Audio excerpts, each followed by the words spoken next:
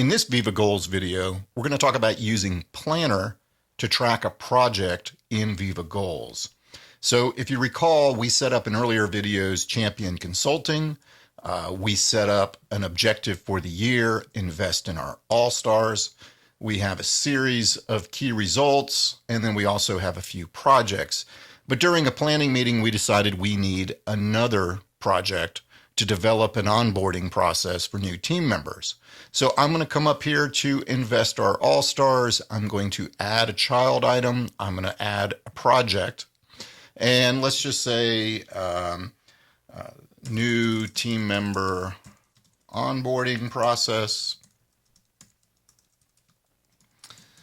I'm going to make sure that it gets done. I'm going to assign it to get done in Q1. I'm going to own the project. And then under outcome, we learned earlier that we can click the add task. And if we want, we can just go in Viva Goals and we can set up a series of tasks with due dates and owners and actually manage this project. But again, this is outside, this would be inside of Viva Goals. Maybe we want to go ahead and use a tool everybody on the team is used to. So over here, I'm going to switch, and we've already created a planner board, and the team got together and we created a plan. We've got some general to-dos. We've got some tasks for HR. We've got some tasks for IT. And so we've already created a plan. Everybody's comfortable with this, but I still want to track it in Viva Goals to make sure it gets done. So I'm going to go back to Viva Goals, and you can see the first option is add task. The second option is to automatically update the task from a data source. So I'm going to click the data source, and I've already set up a connection to my planner. So I'm going to click on planner, and then you're going to see up here the connection to Rob Simon's planner at the very top. And now we select the plan, and we can see here we have the champion HR onboarding. And then you can even narrow it down to a certain number of buckets. For example, we could have one project for IT, one project for HR, and so forth. But I find it's usually most practical. I'm just going to keep the entire planner board as an update to the project. We can even narrow it down by label, by task, by person it's assigned to.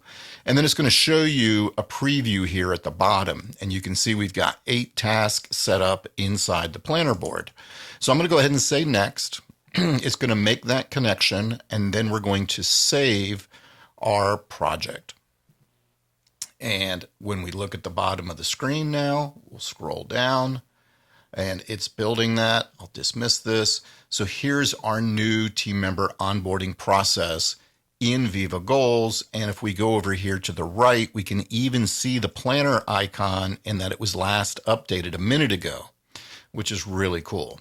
So now I'm going to go ahead and go back to my planner board, and let's advance a few weeks. And we've already done a few of these tasks. Maybe we've already completed this one. Maybe we've completed this one as well. And maybe we made some progress over here. All right, so now we're going to go back to Viva Goals. And now we can see at the very bottom here, it's updated from the planner board, and we're now 25% through the project in Viva Goals. This is a great way to be able to track your projects in Viva Goals, and it will actually help make life easier because you can have many team members working on a planner board, and all of that is going to get updated automatically inside of Viva. Now, one note, it does take a few minutes to update. If it's taking too long to update and you want to get an immediate update, you can actually come over here and click on the planner board icon and where it says the time. And when you click on that, it'll say, hey, it's been updated 44 minutes ago. If you want to force it to update, you can click that right now. And then it's going to go out and it's going to fetch the data and then update your project. I hope you found this video useful. If you have, please hit subscribe and notify. We've got more videos coming out on Viva Goals.